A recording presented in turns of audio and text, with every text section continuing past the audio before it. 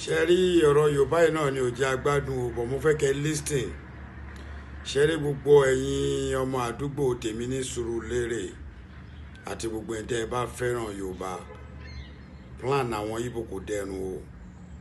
Ẹ máa gbọ́ ọ̀rọ̀ lẹ́nu wọn sí. Wọ́n náà máa lé gbogbo ọba yín kúrò lórí ipò.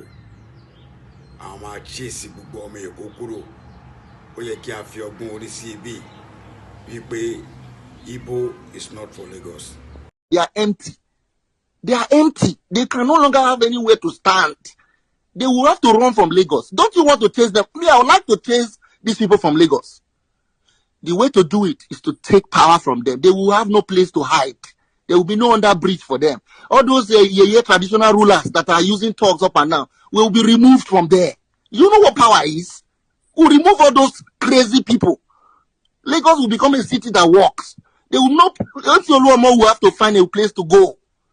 I would implore you to ensure that you vote and your anti-vote and everybody you know, because the danger is too much. The stakes are too high. It is akin to a battle. Everybody.